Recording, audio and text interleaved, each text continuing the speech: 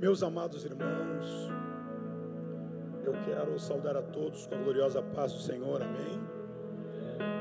Aos nossos queridos irmãos que estão acompanhando esta reunião a partir das plataformas da AME, meus cumprimentos, a minha alegria por poder, nesta oportunidade, somar no reino, trazendo também a nossa modesta contribuição, ministrando-vos uma boa palavra da parte de Deus. Antes de convidá-los a abrir comigo a sua Bíblia, no texto que é tema deste congresso, eu quero louvar a Deus pela vida do pastor Wagner, pela vida da pastora Nádia, que tem sido pais para nós, para as igrejas filiadas a essa convenção, ou a nossa convenção, e que também tem permitido sermos abençoados pelas ações missionárias da AME. Que Deus abençoe pastor Wagner, pastora Nádia, em nome de Jesus. Este carinho é também extensivo ao pastor Abraão, à pastora Cleusa, que são servos de Deus, amigos que Deus tem nos dado. Eu quero cumprimentar os irmãos que nos acompanham, na realidade pastor Leonardo Belchior, que vem ali da nossa cidade, da nossa igreja, e também aproveitar e lembrá-los da importância de fazermos missões contribuindo. Já desde o início desta festa, nós temos sido alertados dos muitos projetos que a AME tem realizado, e nesse momento eu quero também lembrar acerca desta importância. Você que está na sua casa, quem sabe lamentando porque nos congressos anteriores você esteve aqui, né, ou esteve no ginásio, e talvez esse ano impedido por conta desta pandemia, você lamenta, mas Deus tem sido bom demais. Você está acompanhando no conforto da sua casa, e no conforto da sua casa, a partir do conforto da sua casa, você pode também ofertar, você pode também contribuir. Eu acredito que, eu não sei dizer se é a minha mão direita ou se é a minha mão esquerda, aqui à minha direita, estão os dados, as contas, o CNPJ, você pode fazer uma contribuição. Nós conversávamos, eu e o missionário Ismael, alguns meses atrás, e ele dizia: pastor Pedro Elias, a maioria das pessoas imagina que missões se faz com grandes quantidades, e numa contabilidade bastante simples, ele rememorou que é possível fazer missões investindo R$1 por dia, ou seja, R$30 ao mês. Você adota, você assiste uma criança, você abençoa uma criança, uma vida, e mais do que isso, você garante o futuro não só dessa criança, não só da família dela, mas também da nação em que ela está. Então é um investimento. Invista em missões. Aos nossos amigos que estão em casa, nós estamos num grupo reduzido por conta dos protocolos, mas eu tenho certeza que muitas pessoas, milhares de pessoas, estão em casa, e se dessas milhares de pessoas, alguma delas entender que deve, que pode fazer isto, eu tenho certeza que Deus vai abençoar a sua vida e vai multiplicar o teu celeiro em nome do Senhor Jesus Cristo. Carta do apóstolo Paulo aos Filipenses, capítulo 3.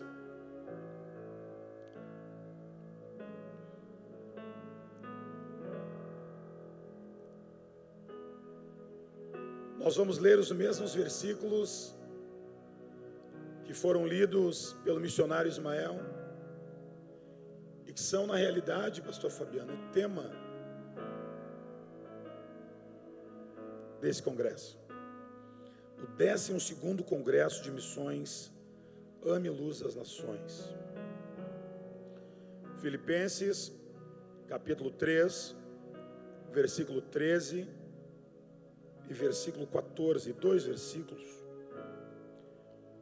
Eu quero aproveitar e mandar um grande abraço, um beijo à minha esposa, a pastora Adriana,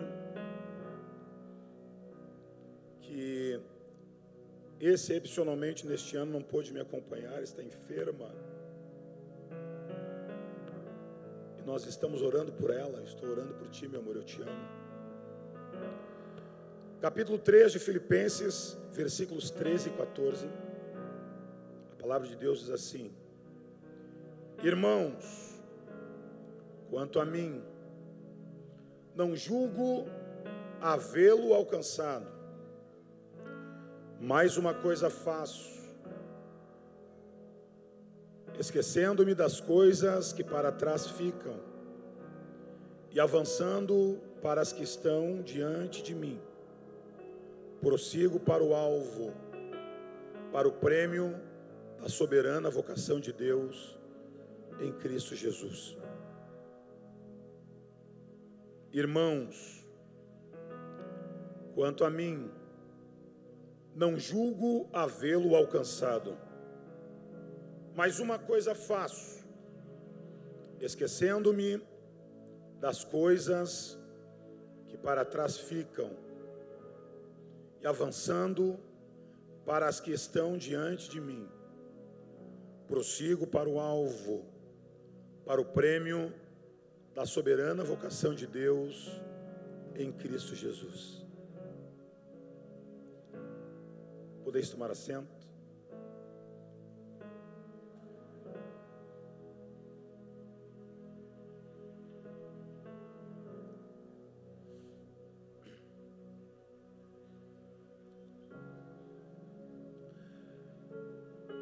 Para que nós entendamos profundamente a motivação do apóstolo Paulo em alertar a igreja, em aconselhar a igreja dos Filipenses,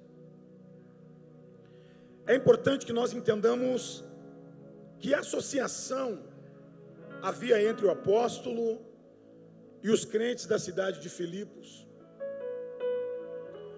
Quando nós identificamos que Paulo chegou na cidade de Filipos, e a partir da sua chegada, a partir de 3 momentos distintos, todos eles a partir da oração, a cidade mudou seu panorama.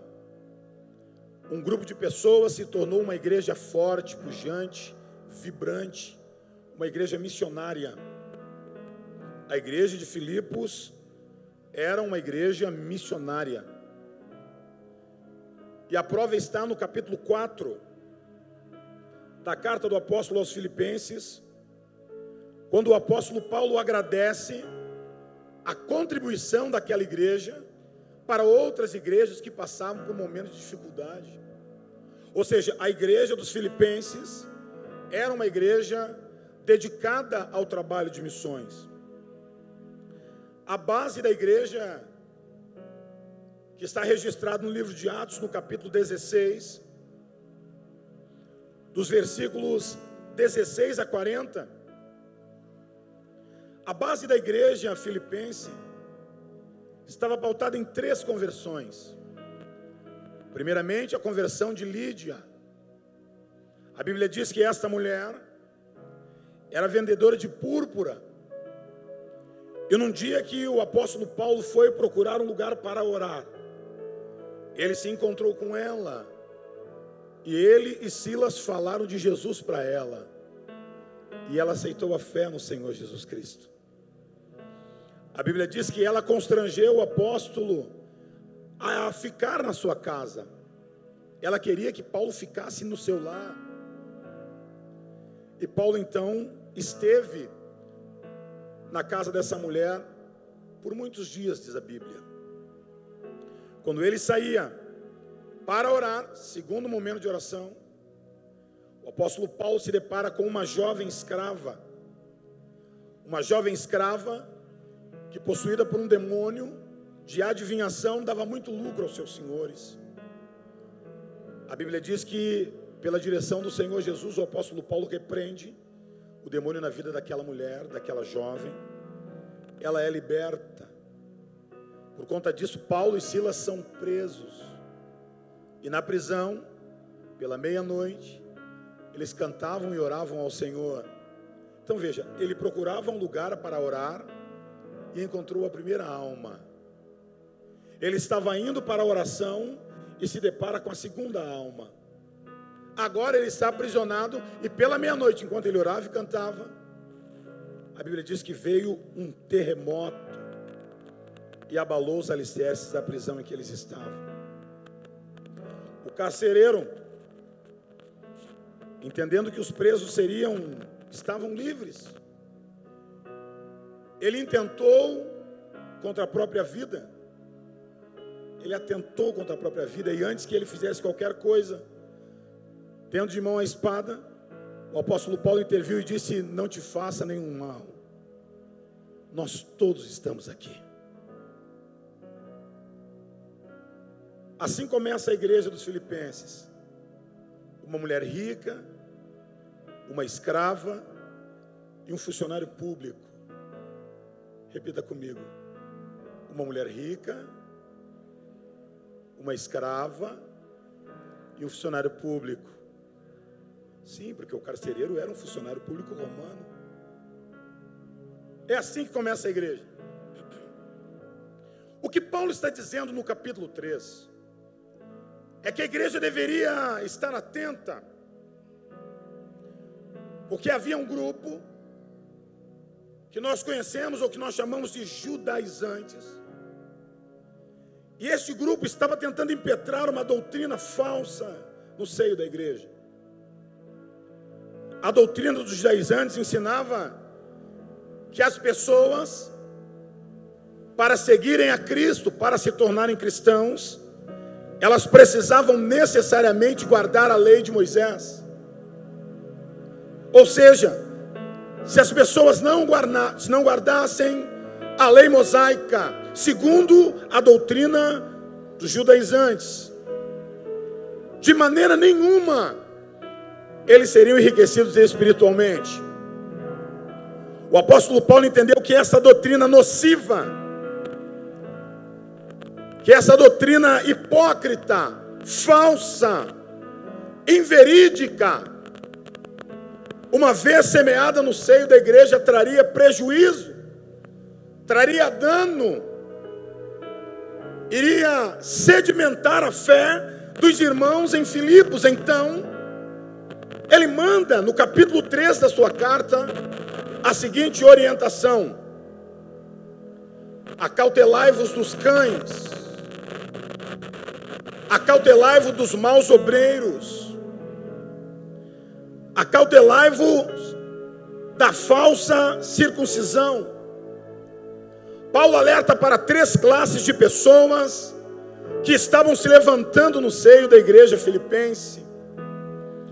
Ele alerta: os cães são aqueles que, segundo a avaliação dos próprios judeus, era um apelido dado aos gentios, e Paulo diz: cuidado com eles. Ele fala para a igreja ter cuidado com os maus obreiros, cuidado com eles, e tende também cuidado com aqueles da falsa circuncisão.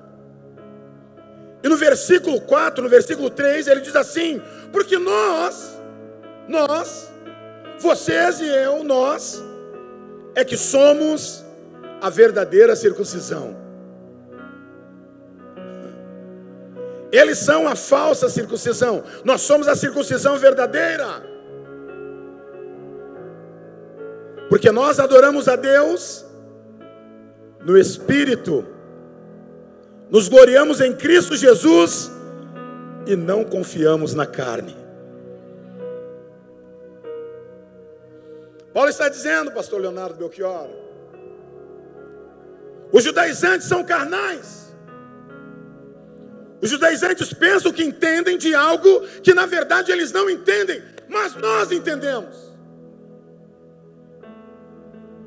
Os judaizantes querem rotular a nossa fé, querem rotular nossa postura, querem rotular nossa conduta, trazendo à tona os princípios da lei de Moisés. Mas nós, que adoramos a Deus no Espírito,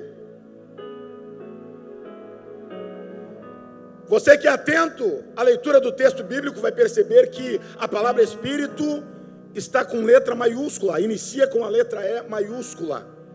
Então Paulo diz: nós adoramos a Deus por intermédio do Espírito Santo. Você não entendeu? Se entendeste, tinha dado glória a Deus. Paulo diz: nós adoramos a Deus por intermédio do Espírito Santo. Paulo não está dizendo nós adoramos a Deus do nosso espírito. Não, ele está dizendo nós adoramos a Deus por intermédio, pela ação, pela intervenção, pela operação do Espírito Santo de Deus. E nós gloriamos ao Senhor Jesus Cristo. O engraçado é que nesse versículo o apóstolo Paulo consegue colocar, consegue incluir, consegue embutir a Santíssima Trindade, porque ele diz: nós adoramos a Deus no Espírito de Deus e glorificamos o Filho de Deus, o Senhor Jesus Cristo. Nós adoramos ao Pai, nós adoramos ao Filho, nós adoramos ao Espírito Santo. Você perdeu de dar um glória a Deus melhor do que esse. Nós adoramos ao Pai, nós adoramos ao Filho, nós adoramos ao Espírito Santo. Em nós não tem ação, não tem obra, não tem intervenção da carne. A verdadeira circuncisão somos nós, porque nós adoramos ao Pai, nós adoramos ao Filho, nós adoramos ao Espírito Santo. Os verdadeiros, os legítimos, os originais somos nós, porque nós adoramos ao Pai, nós adoramos ao Filho, nós engrandecemos ao Espírito Santo. Somos nós. E se é você e eu, você pode abrir a boca e adorar o nome do Senhor agora.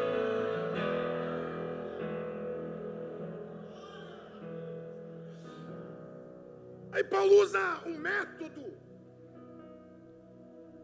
que a língua portuguesa vai chamar de eufemismo. Ele diz assim: essa gente aí, a falsa circuncisão, eles não adoram ao Pai, ao Filho e ao Espírito Santo. Não, eles não. Mas nós adoramos. A verdadeira circuncisão somos nós. Eles são carnais. Aí ele usa o eufemismo: se é para ser carnal, eu vou ser carnal também. Se eles querem ser carnais, eu vou ser carnal. Bem que eu poderia, palavras de Paulo, bem que eu poderia ser carnal também. Porque se alguém pensa que pode confiar na carne, eu posso muito mais.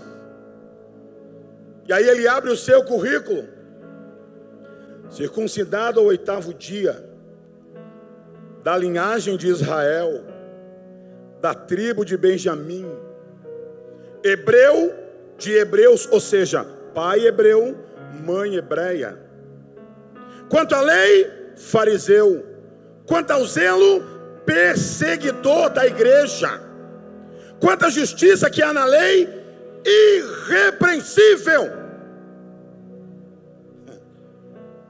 Mas o que para mim era lucro, olha a contabilidade de Paulo. Mas o que para mim era lucro, isto considerei por perda, por causa de Cristo. Considero tudo isso como perda, por causa da sublimidade do conhecimento de Cristo Jesus, meu Senhor, por amor do qual perdi todas as coisas e as considero como lixo para ganhar a Cristo.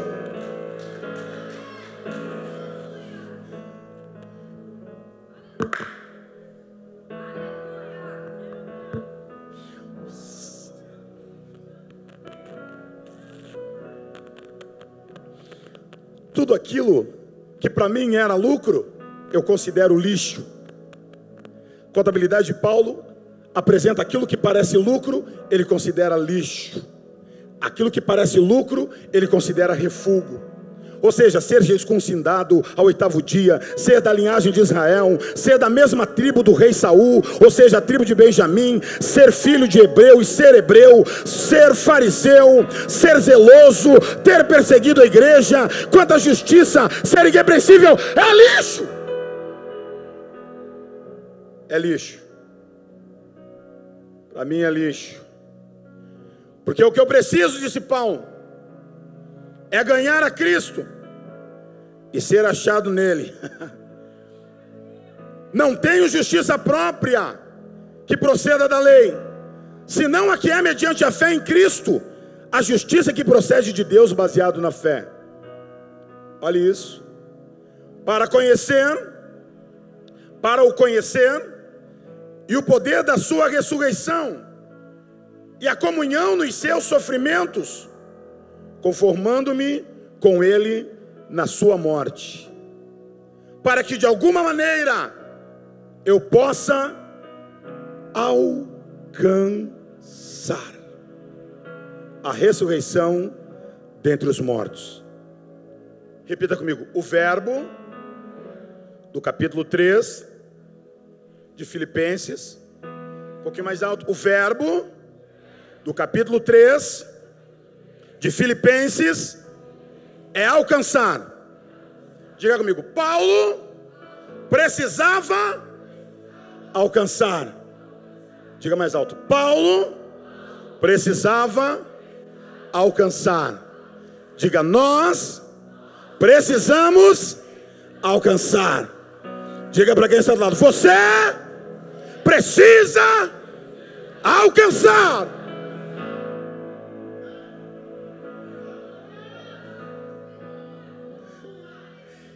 E aí então vem o versículo que é tema do congresso, e ele diz: irmãos, quanto a mim, não julgo que tenha alcançado. Ou seja, eu preciso alcançar, mas eu ainda não alcancei.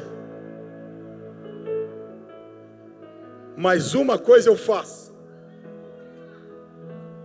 Irmão, observe que Paulo não diz que faz 50 mil coisas. Ele faz uma coisa. Uma coisa eu faço. Ou seja, ele precisava alcançar. Ele tinha um objetivo, um plano. E para chegar ao ponto que ele desejava, ele fazia uma coisa: esquecendo-me das coisas que atrás ficam e avançando para aquelas que estão diante de mim, prossigo para o alvo, para o prêmio da soberana vocação de Deus em Cristo Jesus. Então eu vou desenhar, irmão, até tu dar glória a Deus, porque nós somos pentecostais, essa é a nossa vantagem. O pentecostal está sempre um passo à frente, irmão, um passinho à frente, é coisa de pentecostal. A gente está um passo à frente, sabe por quê? Porque você vai ouvindo o pregador falando, e o Espírito já vai te revelando, e já tem pregador anotando coisa, e já tem glória, e já tem presença, e já tem manifestação, e já tem crente em casa dando glória a Deus, aleluia. E a mesma presença que está aqui, está lá na casa do irmão, da irmã, e a glória de Deus é assim.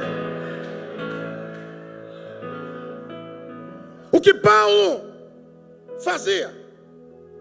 Estava separado, ou separava, era um limiar, era um marco, que separava aquilo que ele queria ser, daquilo que ele se esforçava para ser.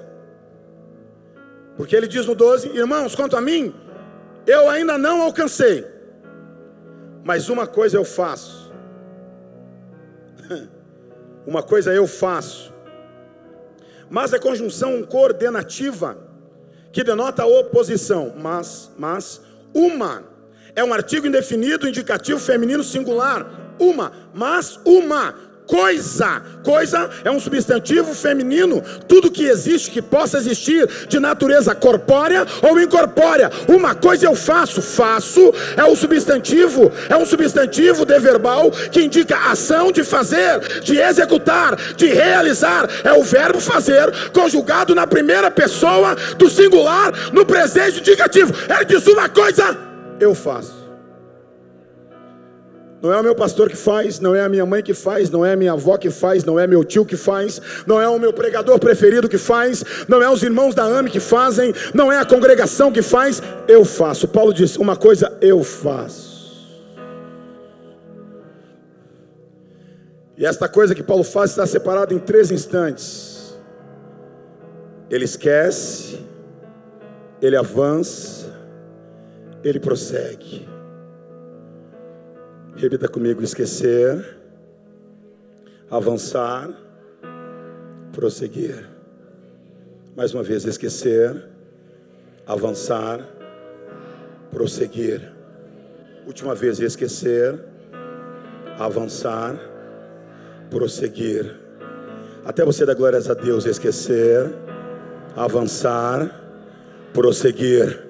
Até o batizado no Espírito Santo ser renovado. Esquecer, avançar e prosseguir. Até este barulho pentecostal se ouvir nesta igreja: esquecer, avançar, prosseguir, esquecer, avançar, prosseguir. Até este barulho maravilhoso que alegra o coração de Deus e o nosso coração: esquecer, avançar, prosseguir, esquecer, avançar, prosseguir.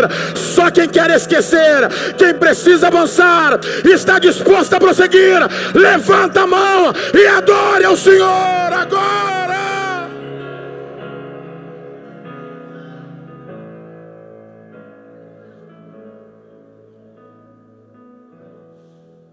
Uma coisa que Paulo fazia estava relacionada à necessidade de esquecer.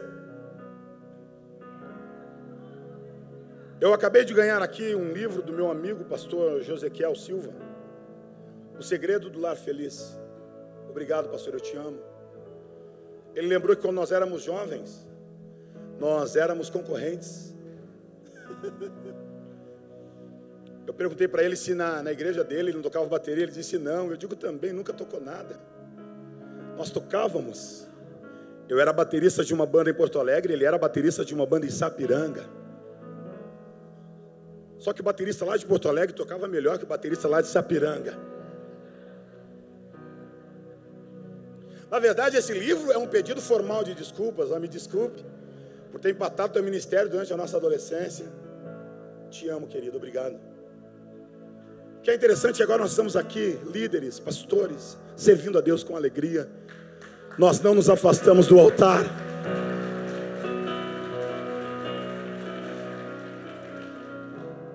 Eu estava olhando para o livro do pastor Josequiel, O Segredo do Lar Feliz, e o Espírito Santo assentou no meu coração. Quantos lares estão rachados, trincados, porque não conseguem esquecer? Eles não serviam a Deus ainda, o marido traiu a esposa traiu o marido, e em algum momento essa lembrança vem, eles não conseguem esquecer. Mediante a primeira intervenção, a primeira briga, a primeira discussão, o marido diz assim: mas pelo menos eu não traí você, como você fez comigo. Ou a esposa diz: pelo menos eu não fiz como você fez comigo. As pessoas têm dificuldade de esquecer. Se alguém me maltratar, eu terei dificuldade de esquecer. Alguns de nós até perdoa, mas não esquece.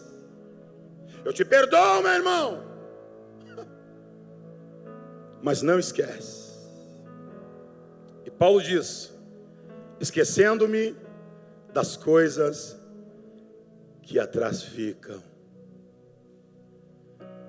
Eu assumo esta tribuna como profeta de Deus, ministrando sobre a sua vida a unção do esquecimento.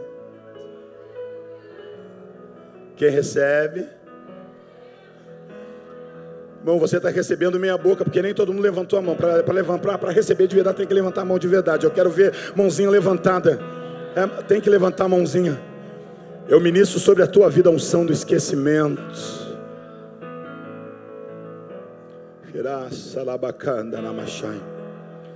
Talvez não há felicidade na sua casa porque a unção do esquecimento ainda não tinha sido declarada, profetizada sobre a tua vida. Talvez não haja alegria na sociedade que você está envolvido porque simplesmente a unção do esquecimento não tinha se apoderado de você. Você diz: mas pastor, é importante esquecer? Foi o que Paulo disse: esquecendo-me das coisas que atrás ficam.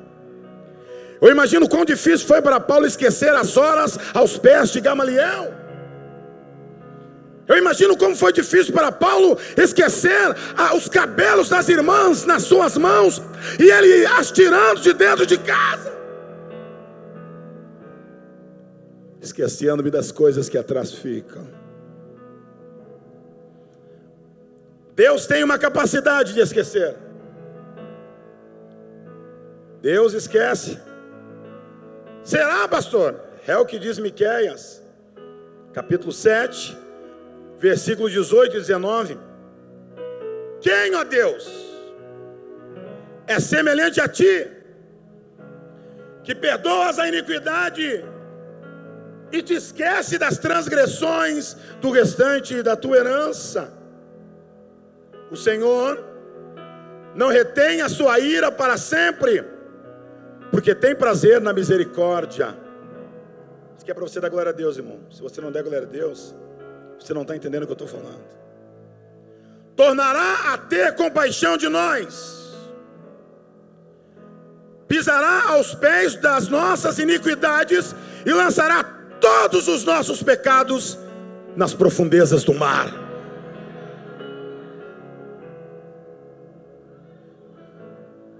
Roubava, não rouba mais. Mentia, não mente mais. Adulterava, não adultera mais. Fornicava, não fornica mais. Era trapaceiro, não trapaceia mais. Porque ele passou por um processo de transformação. Foi comprado e redimido no sangue do Cordeiro. Ele é uma nova criatura. E o Senhor está dizendo: pecado, eu não lembro. Mas ele roubava, eu não lembro. Ele matou, eu não lembro. Ele era mentiroso, eu não lembro. Ele era trapaceiro, eu não lembro.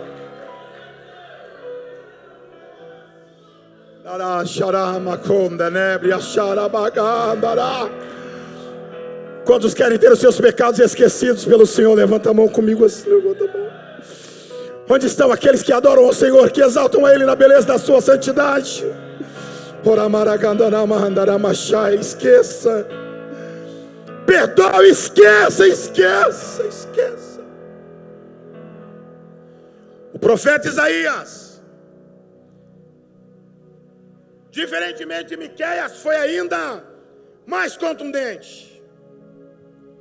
Capítulo 43, versículo 25, Isaías diz assim: ele registra a fala de Deus. Repita comigo: Isaías registra a fala de Deus.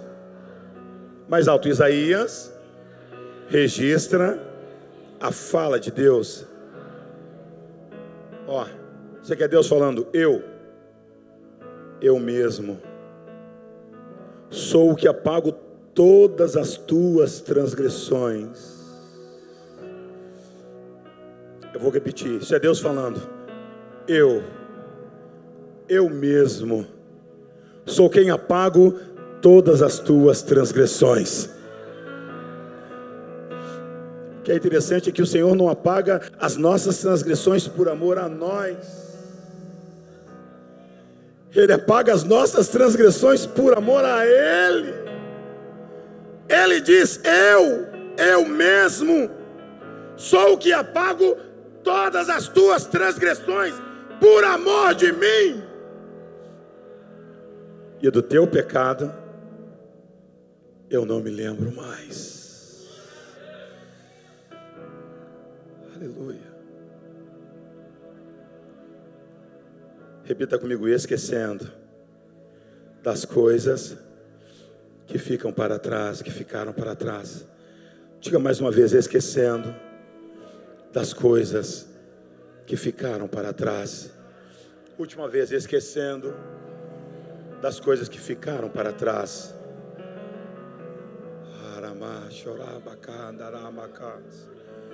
Anando vasuri pestabas lepato ganduyas sarayas larabagashai novras alabaganda brias sulebrias oro varabaganda ramashayaramas oramaganda ramasuyahanda nebriagarabas.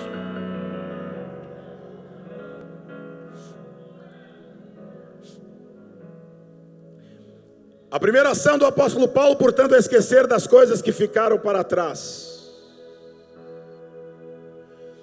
Tem pessoas que gostam de se vangloriar do seu passado. Nós somos oriundos de uma região marginalizada da capital do nosso estado. E lá, nas nossas igrejas, nós temos dezenas de pessoas que durante anos serviram a Satanás no submundo das drogas e do crime. Não todos, mas alguns deles se gloriam de terem sido quem foram. Porque eu andava com uma arma assim, eu andava com uma arma assado, eu andava com um carro assim, eu andava com um carro assado. Eu um dia soltei um banco assim, um dia eu soltei um banco assado. E às vezes o testemunho deles muito mais parece um momento para se vangloriar do que um tempo para se arrepender. Eles aceitaram a fé, mas não esqueceram a sua vida de pecado. Sempre que nós lembrarmos da nossa vida de pecado, nós devemos chorar na presença de Deus,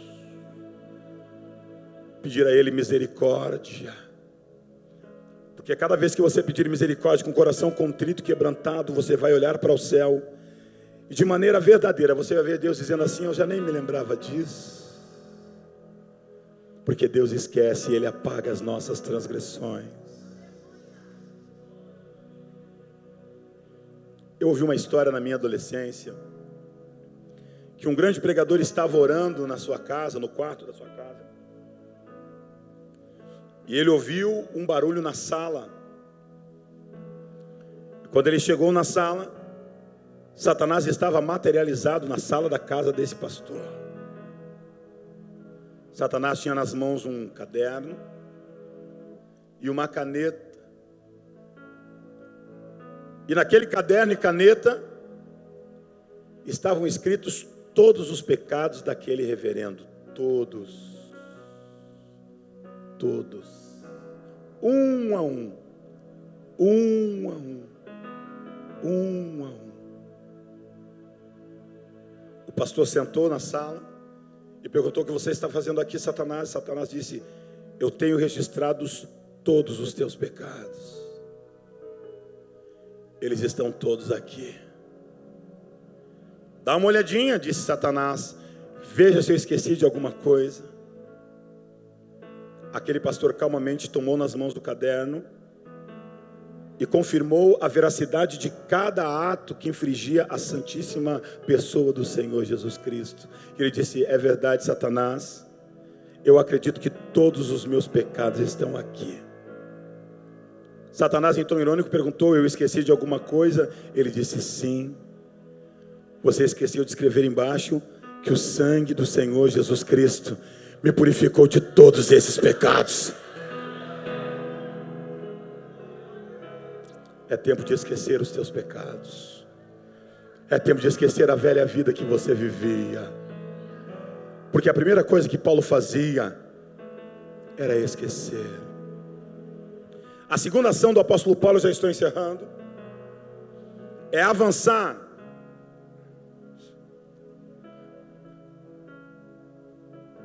E quanto a avançar, existe uma palavra do grego, epiketeinomai, que significa esticar-se para frente.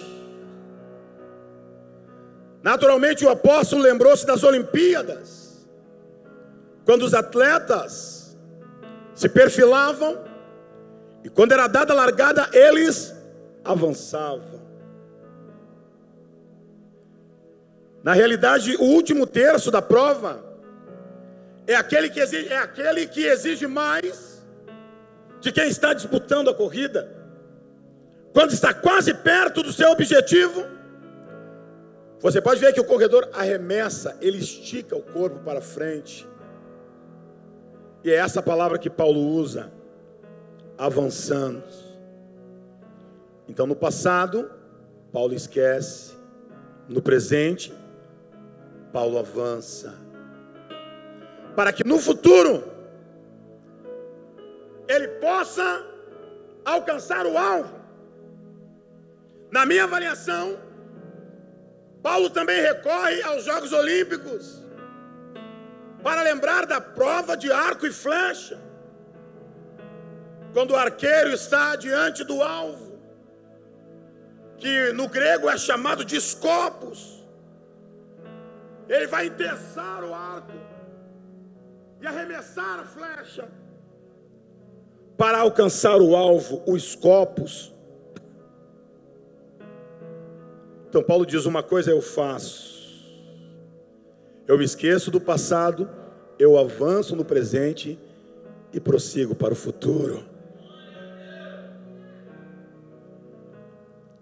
Porque tudo o que você tem é o presente. Fique de pé e repita comigo: tudo que eu tenho é o presente. Mais uma vez, tudo que eu tenho é o presente. Diga bem alto comigo: o passado já passou, o futuro está nas mãos de Deus. Tudo que eu tenho é o presente. Eu quero orar com você. Se você puder, feche os seus olhos. Você que está em casa, faça a mesma coisa, feche os seus olhos.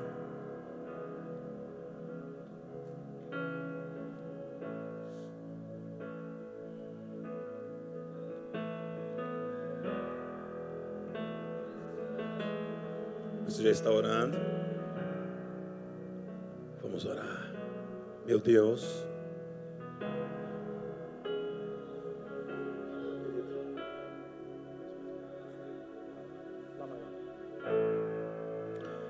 nós estamos na Tua presença, Senhor, porque neste momento, num ato de ousadia espiritual, nós queremos repreender toda a ação de Satanás. Mesmo que o diabo venha tentar nos lembrar das nossas ações do passado, com certeza ele não vai encontrar conosco. Mesmo que o diabo chegue na presença de Deus tentando nos acusar das nossas ações do passado, ele não vai encontrar as nossas ações do passado em Deus, porque a Bíblia diz que Deus as arremessou no mar do esquecimento. Então eu quero pedir que, uma vez tendo superado as ações do passado, a igreja aqui presente e as milhares de vidas que estão em casa possam avançar. Possam avançar. Possam avançar. Possam avançar. Possam avançar. Possam avançar. Possam avançar. Possam avançar. Possam avançar. Oroxarabaragara surabacandarabacharabagandarabas. Anandebriererebofalashoramai. E à medida que eles avançam, prosseguem até alcançar o alvo, o prêmio da soberana vocação de Deus em Cristo Jesus. Se você puder, levante sua mão. Lá maior, querido.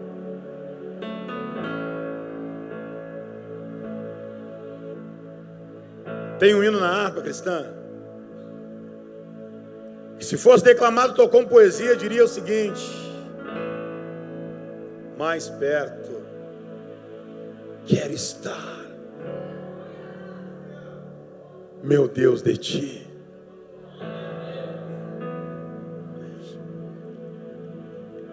Ainda que seja a dor que me una a ti, sempre hei de suplicar, mais perto quero estar, meu Deus, de ti. Hanai sora frasha da braço. Mais perto quero.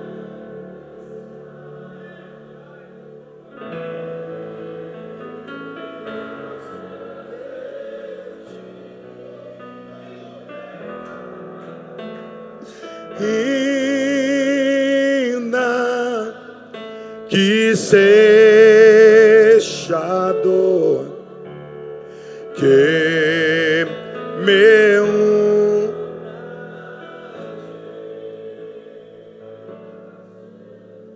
sempre disso.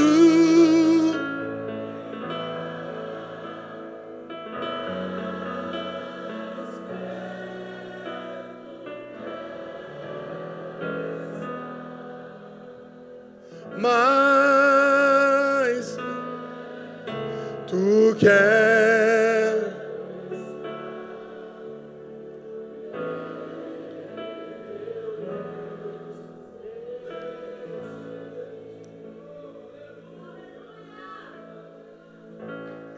E quando Cristo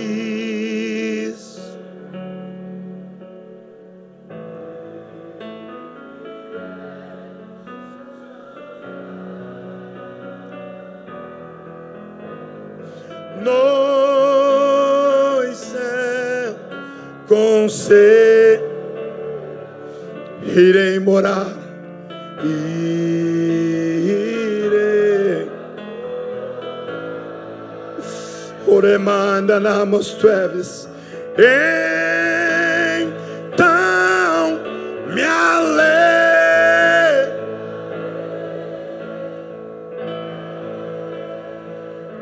esquecendo das coisas que para trás ficam, perto de ti